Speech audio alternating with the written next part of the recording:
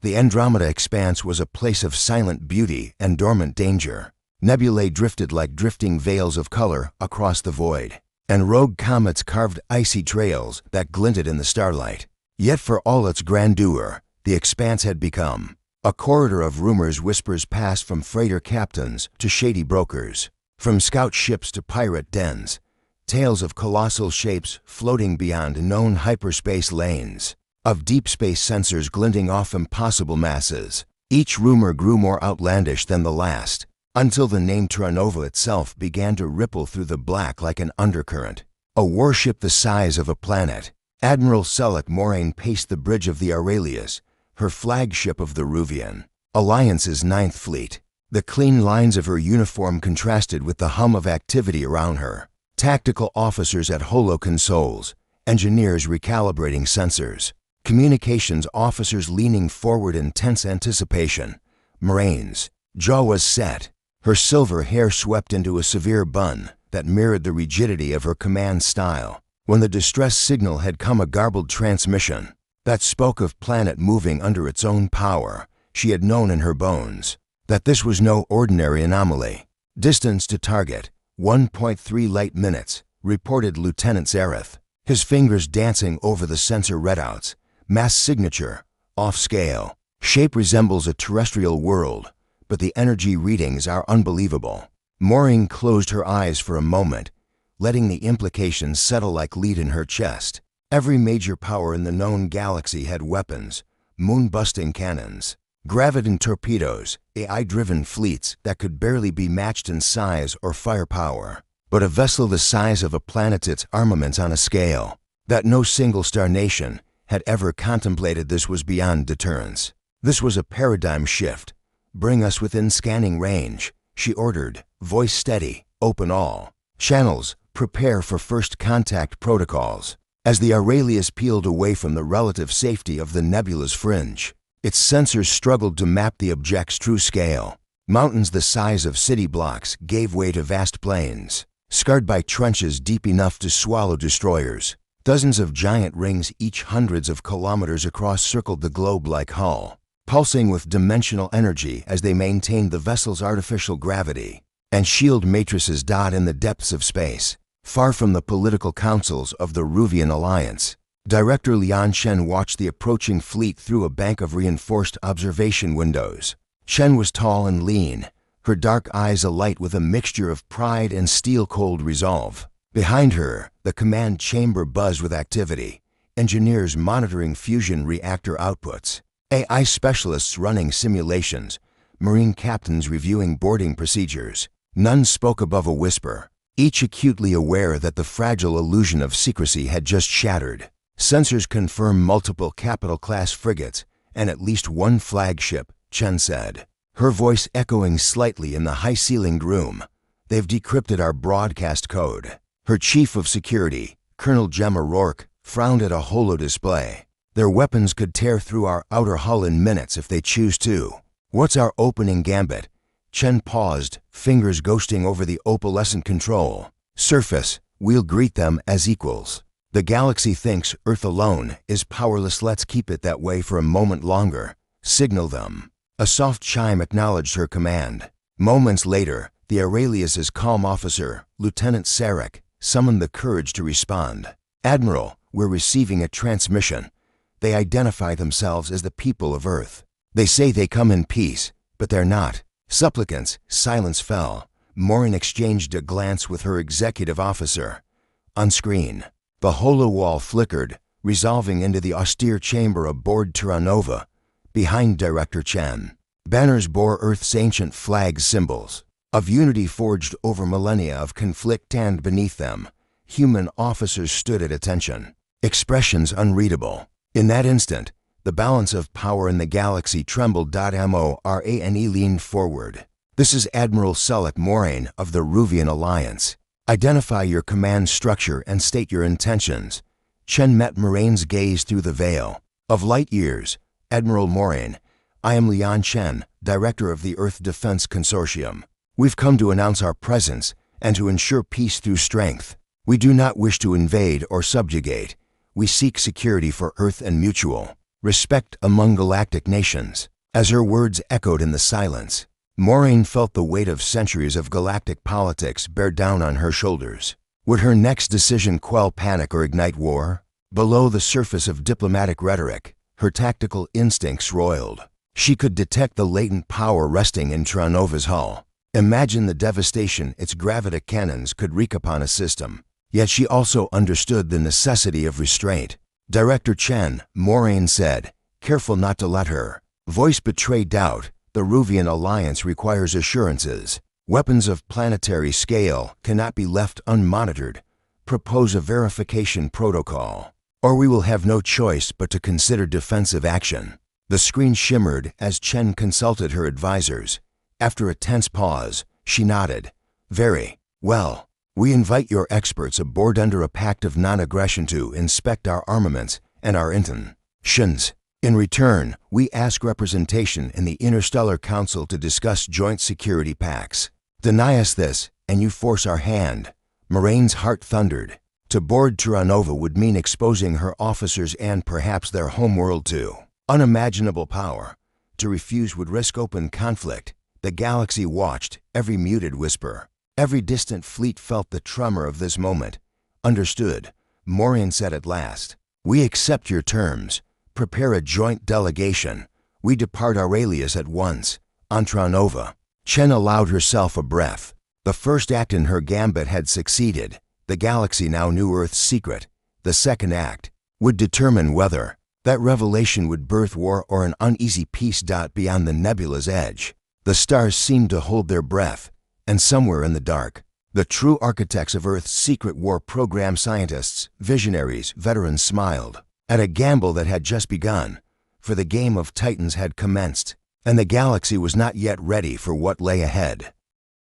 The shockwave of Earth's revelation rippled through the cosmic community, turning diplomatic salons into powder kegs and war rooms into crucibles of heated debate. From the crystalline spires of Carthian Prime to the rust-red halls of the Ruvian Imperial Palace, leaders scrambled to comprehend the implications of planet-sized warships cloaked in benign peacekeeping rhetoric. 1. The high conclave's reckoning, glass ballast shimmering atop the asteroid Knara, served as the neutral ground for the Ruvian Alliance's emergency gathering. The high conclave, dozens of ambassadors, each garbed in the traditional garb of their homeworld, stood clustered around a 1,000-meter-wide spherical table. Holographic diagrams of Terranova and her sister ships Leviathan, Colossus, Behemoth, Goliath, Atlas, Prometheus, and Aegis hovered above, rotating ominously. Chancellor Vasha Kor rose from her seat, her regal cobalt robes cascading over the reflective floor. We have long prided ourselves on galactic stability through a balance of power, she intoned. Yet here stands Earth with weapons beyond our measure. We must decide. Do we integrate this new force into our order or attempt to dismantle it? Before it dismantles us, murmurs and whispers surged. The Solar Union delegate, Archmagister Hilary, spoke with measured dread. Our trade routes and cultural exchanges rely on predictability. A single world killer cannon could reduce an orbital hub to cosmic dust in seconds. We cannot abide this uncertainty. The Carthian envoy, Matriarch Yesha, pounded her ivory staff for attention. Earth has violated every treaty on weapons proliferation. Their actions are tantamount to declaring war on us all. We must sanction them, deploy fleets, and root out their Drydics on Mars and Titan. Yet from the darker recesses of the chamber, voices of dissent rose. Ambassador Grawl of the Zoralai Consortium, whose people trafficked in clandestine technologies, saw profit and opportunity. We can profit from Earth's desperation for allies. Let us broker a deal, sell them antimatter decoys, sensor scramblers. We need not destroy them when we can monetize them. Vice Administrator Savak of the Mineral Collective renowned for mining asteroids warned, if we strike first, Earth's Aegis class will raise our stations. We lack the capacity for a surgical strike. Negotiation is the lesser risk. By the Council's end, no consensus had formed, only an agreement to reconvene after intelligence briefings and thorough strategic assessments. Meanwhile, in secret annexes, warhawks and extremists began plotting preemptive measures. 2. The shadow war unfolds across the void, covert operations sprang to life. Ruvian stealth frigates, retrofitted with temporal dampeners, infiltrated the outer solar system. Their mission: gather reconnaissance on Earth's hidden shipyards. On Titan's icy plains, autonomous data probes blinked to life, burrowing under methane crusts to map cavernous drydecs. Inside those drydecs, human crews labored in silence.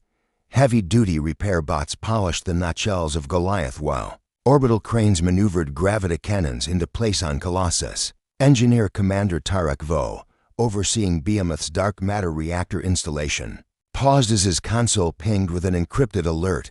Unauthorized intrusion detected. Initiate countermeasures. Within seconds, quantum shield. Turrets activated, and skimmer drones patrolled the perimeter. On the command deck, Vo tapped his comm link to Director Chen. We've got foreign probes beneath Deck 48, likely Ruvian or Carthian. Chen's reply crackled. Engage only if necessary.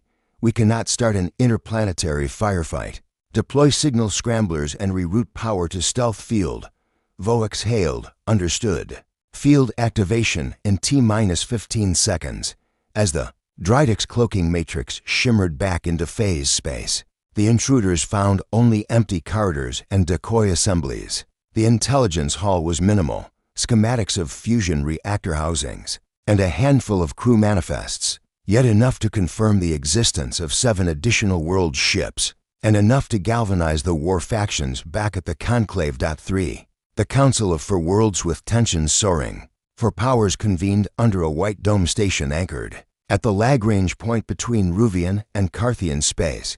The Council of For Worlds. Here, under neutral skies and advanced jamming rays, pragmatists sought to prevent a galaxy-wide holocaust. Delegates included Admiral Selek Moraine, Ruvian Alliance, champion of cautious diplomacy, Matriarch Yesha, Carthian Concord, fearful of Earth's true aim, Archmagister Yulari, Solar Union, advocate of measured cooperation, Envoy K-Rad, Zoralai Consortium, agent of profit disguised as moderation. Moraine opened the session. We face a critical choice. Negotiate a treaty to integrate Earth's deterrent into our collective defense, or attempt a strike that, if successful, destroys hidden shipyards, but risks total war. Yulari spoke next. The Solar Union proposes an arms audit treaty. Earth discloses all shipyard locations and armaments. In return, we provide joint scientific grants and security assurances. K-Rad interjected smoothly, and we on the consortium can facilitate technology swaps, sell them camouflage rays and precision munitions. Everyone profits, no war. Yesha's stance remained harsh. You'd pardon traitors who hid weapons of mass annihilation. We need guarantees. If Earth fails to comply, we launch orbital strikes on Mars and Titan. No further negotiations. Tempers flared. Moraine slammed her hand on the table. None of us can win a war against 7 world ships once they're fully operational. We must at least try to disarm them through diplomacy. A strike now would be futile and catastrophic. Silence blanketed the chamber. Archmagister Yulari laid a slender hand on Moraine's arm. Let us draft the treaty. Even if Earth balks, we will have shown the galaxy a path forward for Earth's dialmabac on Terranova. The weight of galactic politics pressed upon Earth's leadership. In the subterranean command vault hidden beneath layered reinforcement and anti-sensor fields, Director Chen convened her senior council. Chief Strategist Dr. Aaron Malhotra grimly assessed the fracturing alignment of alien powers. If we grant full transparency, we surrender our strategic edge. But insisting on secrecy invites preemptive obliteration. Colonel Gemma Rourke countered, we built these vessels for security, not subjugation. If we offer an audit by their best scientists under strict oversight, we show good faith. Engineer Commander Tarek Vo warned, even if they agree, the Zoralai or extremist Carthian factions will leak data to war profiteers. We must limit inspections to be systemic but compartmentalized. After hours of debate, Chen crystallized their decision. We will accept the arms audit treaty on our terms. Inspectors may visit only 2 ships at a time, escorted by our liaison officers. We will share reactor and weapons schematics, but with encrypted redactions on sensitive prototypes. In exchange, We receive phased recognition into the Interstellar Council and joint research funds for terraforming and deep space drives. As the holographic charter materialized before them, Lian Chen felt hope flicker. It was the slenderest thing, a tenuous thread connecting Earth to the galaxy's mainstream. Yet it was enough. 5. The gathering stormed Ruvian Carthian Solar Union Drafting Committee worked tirelessly. Their smaller warships arrayed around the Lagrange station, like nervous guard dogs. Inside the treaty chambers, every clause was argued, every word parsed through xenolinguistic decoders. At the 11th hour, Matriarch Yesha attempted one last amendment, add Clause 17b. Should Earth deploy even one prototype weapon outside a defense context, all agreements are void and hostilities recommence. Moraine and Ylairi exchanged glances to Severe. Moraine stood.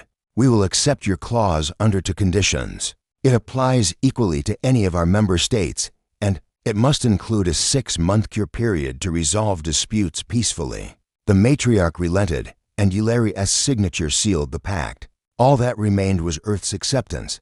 Back on Terranova, Chen signed the accord at dawn, her signature glowing in cerulean light. As beams of sunlight filtered through, the ship's artificial atmosphere illuminated the chamber. She allowed herself a moment of relief. The galaxy had, for now, been steered away from open war. Yet as the treaty archives glowed on her holodesk, Chen knew the true test lay ahead, enforcing the accord, maintaining trust, and guarding against those who would shatter it for power. For in the greater game of interstellar politics, victory often went to those who struck first, who wielded fear like a blade. And humanity's blade had just been sheathed behind a handshake, and several thousand escaped. Causes, the true titanomachi, had only just begun.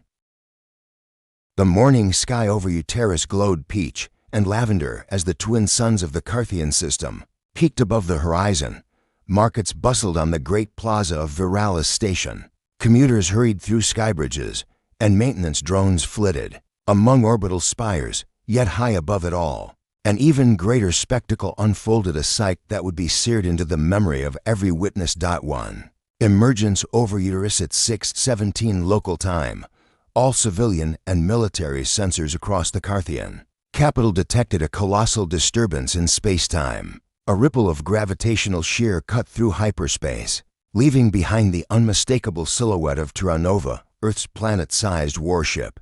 As it phased into real space less than 1,000 kilometers above Uterus's cloud layer.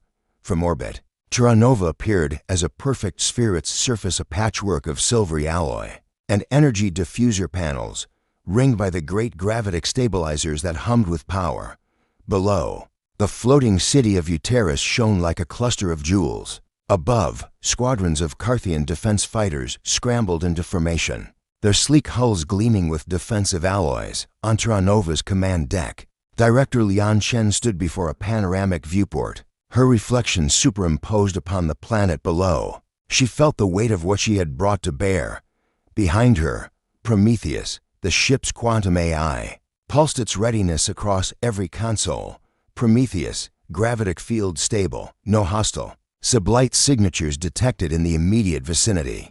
Carthian orbital defenses are active and targeting solutions are being computed. Chen turned to her tactical officer, Lieutenant Zara Ito.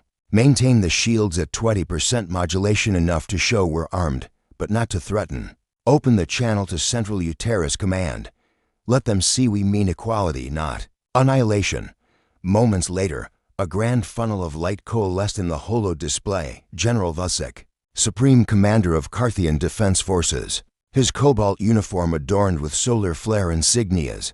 General Vusik, Terranova, state. Your purpose: you hover above our capital without permission. This is an act of aggression. Chen inclined her head. General Vusik, I am Director Lian Chen of Earth's Defense Consortium. We seek dialogue, not destruction. Our presence here is to demonstrate earnest intent, proof that Earth stands ready to defend itself, and to offer a permanent alliance in mutual protection. A murmur ran through Vusik's staff officers. The general's voice grew cold. Carthian alliance will not be coerced by intimidation tactics. Depart our orbit at once, or we will assume hostile intent.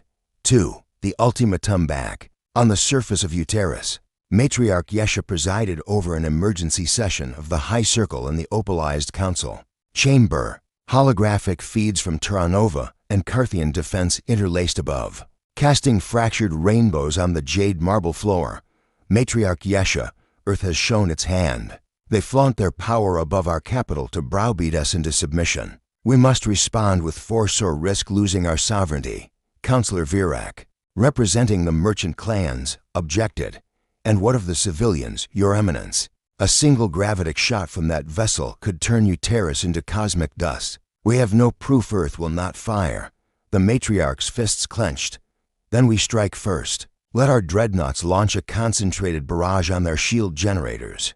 Destroy one gravitic ring and watch their morale shatter. Yet the Archmagister of the Solar Union's envoy, High Inquisitor Tlana, cautioned restraint.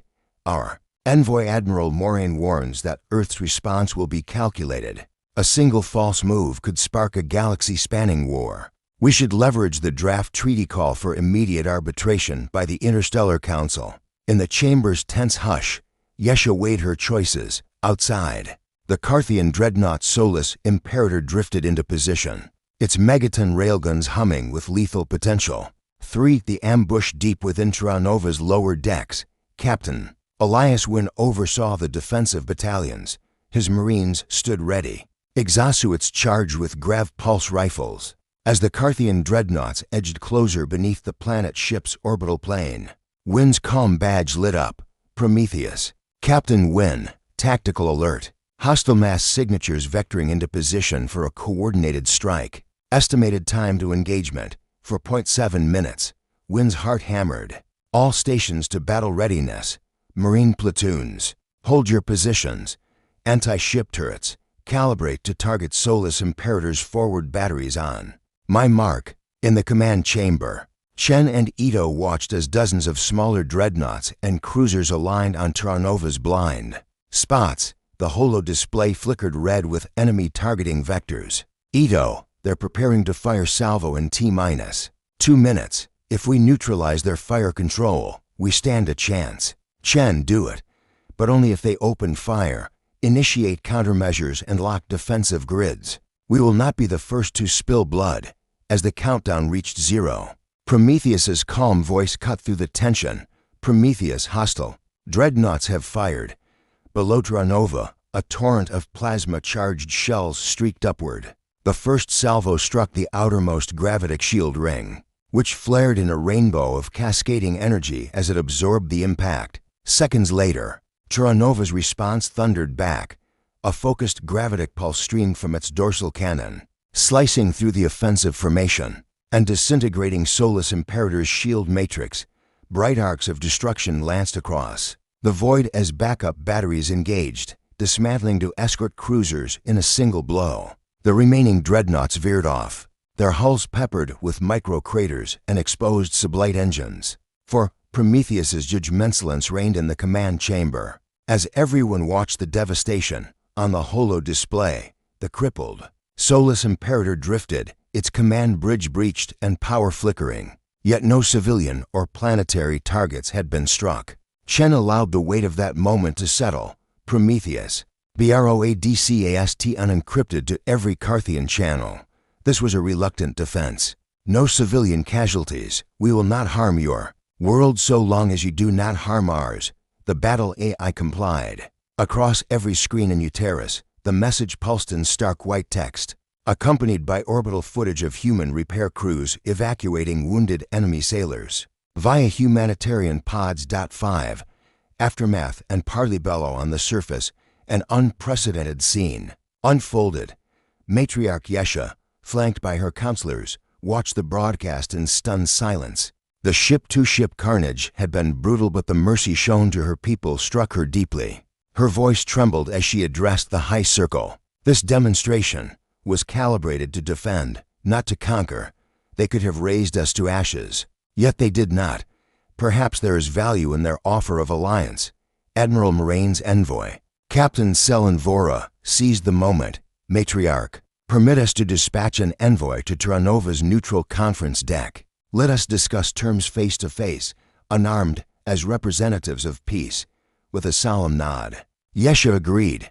We will meet, but know this, if Earth betrays our trust, Carthian will unleash the full might of the Fifth Fleet. As a small delegation assembled to board the neutral shuttle, Chen allowed herself a breath of relief. The dance of titans had been perilous, each step laden with the risk of total war. Yet through measured strength and strategic mercy, Earth had opened a path to genuine dialogue. High above, Terranova's gravitic rings stabilized once more. Prometheus's lights blinked in quiet readiness, awaiting the next command. And in the vast theater of the stars, the first movements of a fragile alliance took shape, a testament to the power of restraint amid overwhelming might. The central rotunda of Nova Prime's Accord Hall gleamed like a cathedral of glass and metal, its vaulted dome fracturing starlight into a kaleidoscope of prismatic rays. Delegates from every major power in the galaxy, humans, Ruvians, Carthians, Solarians, Zoralai, and dozens more, filtrated the chamber. At its heart stood the 7 planet ships in vigil: Leviathan, Colossus, Behemoth, Goliath, Atlas, Prometheus, and Aegis, rayed in silent orbit as brooding guardians of the fledgling. Peace 1. The gathering of sovereigns sown by one. The sovereigns took their places on the circular days. Chancellor Vashakor of the Ruvian Alliance, in her cobalt ceremonial mantle, exchanged a formal nod with Matriarch Yesha of the Carthian Concord. Archmagister Ilaria of the Solar Union, her robes stitched with threads of solar flame, pattern, bowed respectfully to Director Lian Chen, who stood at the head of the human delegation. Chen's heart thrummed with cautious hope.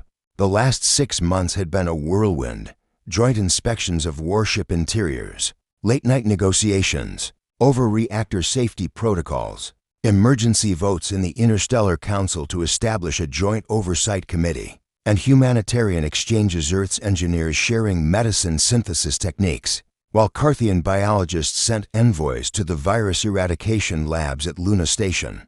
Yet beneath every handshake lay the shadow of mistrust, each treaty, clause of fragile promise more easily broken than honored. As the hall quieted, the Accord's steward, Elder Virile of the Yushan Assembly, raised his staff. Citizens of the galaxy, we gather on this day, stardate 4571.43, to bind ourselves under the Treaty of the Iron Suns. Let our signatures here seal a covenant of peace, mutual defense, and shared progress. 2. Reading the treaty, Elder Virile's voice rang out. Article I. The signatory powers recognize the sovereign equality of all members and pledge non-aggression amongst one another. Article 2. Planet-sized warships formerly secret to these assemblies shall be subject to the Joint Oversight Council, comprised of rotating representatives from each power, with full access to weapons systems diagnostics and reactor schematics. Article 3. In the event of disputed treaty interpretation, disputing parties shall convene before the Interstellar Council within 30 standard days, and no hostile action shall commence before adjudication. Article 4. Advanced military technologies, gravitic arrays, dark matter cores shall not be exported beyond the consortium without unanimous approval by the Oversight Council.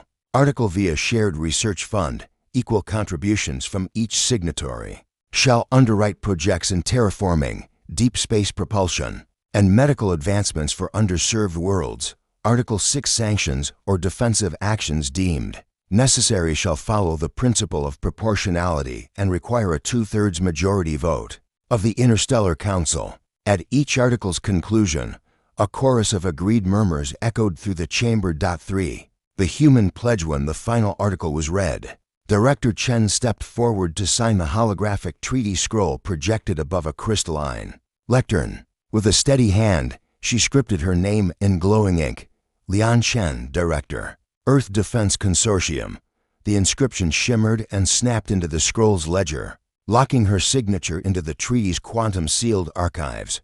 Lian Chen turned to face the assembly. By this signature, Earth pledges full compliance with the Treaty of the Iron Suns. We open our shipyards to the Joint Oversight Council. We submit our weapons matrices, dark matter reactor maps, and expansion plans for review. In return, we ask that this body stand with us in protecting frontier worlds from aggression, fostering exploration, and upholding justice. A hush fell. Then, slowly, representatives stepped forward, Matriarch Yesha signed an ivory lacquer, Chancellor. Core in silver, Archmagister Hilary, white-gowned Lady of 10,000 Suns, and Envoy K-Rad. With a flourish that hinted at grudging respect, one by one, the 9 great powers affixed their marks, and the Accord's digital seals glowed emerald. 4. The first test no sooner had the final signature mirrored Chen's than alarms sounded throughout. The precinct, Nova Prime's orbital. Monitors flared red.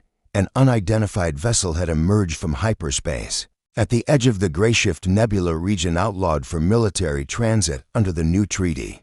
Inside the treaty hall, panic rippled. Elder Viril raised a hand for calm. Remain seated. Let the Joint Oversight Council investigate. This treaty does not bind us to inaction, only to proportionate response. Director Chen accessed the Oversight Council's secure channel. Prometheus, analyze vessel signature. Prometheus, unknown origin. Mass signature consistent with mid-tier cruiser. No transponder. Suggest dispatch of liaison shuttle under escort. Chancellor Core gritted her teeth. They may test our resolve. If it is a violation, we must intercept and, if necessary, disable before they breach the zero transit zone. In seconds, a flotilla of treaty-mandated interceptor corvettes flared to life. Their flight paths guided by joint coordinates contributed by Earth, Ruvia, and Carthian. As the vessels sped toward the rogue cruiser, the assembled dignitaries watched the holo feed, hope and tension interwoven in every phase. Moments later, the corvettes closed on the intruder, hailed it, and confirmed a boarding party of clandestine mercenaries from the Zoralai consortium apparently operating without official sanction. Republic-style fighters peeled off to escort the ship back to Nova Prime for adjudication. No shots were fired. The episode passed like a cold draft through the chamber. Elder Viril exhaled. Let this be the precedent. We act swiftly to uphold the treaty, yet avoid needless bloodshed. So long as the covenant holds, we are stronger together than divided. 5. Seeds of cooperation. As the delegates departed the hall, couriers buzzed with news of the incident's peaceful resolution. In the corridors of Accord Hall, informal gatherings formed. Earth's medical delegation offered mobile clinic pods. 2 frontier colonies. The Solar Union's scientists proposed a joint research station in the Magellan Rift. Carthian engineers discussed sharing gravity pulse shielding for civilian habitats. Even the Zoralai, chastened by their rogue agents, tabled a proposal to regulate the sale of cloaking devices. Director Chen walked beside Admiral Moraine, whose Ruvian flag patch glinted under the rotunda lights. We've survived the first test, Chen said quietly. Moraine smiled, albeit warily. And we will face many more. But a peaceful boarding drill by scavengers is a minor skirmish compared to what might have been. The galaxy has accepted Earth as a force for stability rather than a threat to be eliminated. Chen nodded. Trust is fragile. We cannot rest on this victory. Our warships remain our ultimate guarantee, yet now they serve as bulwarks of peace. May we wield that paradox wisely. 6. The dawn of a new Irabelothem. The 7 planet ships shone in orbital statics, their gravitic arrays humming a resonant note across subspace. Each was now simultaneously a monument to human ingenuity and a shared symbol of mutual defense. In months to come, those ships would launch salvaging operations on asteroid belt worlds, ferry food to famine-struck colonies, and chart the unclaimed frontiers that lay beyond. As Nova Prime's twin suns set across the glass dome, the final rays caught on Chen's determined face. The Treaty of the Iron Suns had been signed, but its promise would be tested by ambition, fear, and unforeseen threats.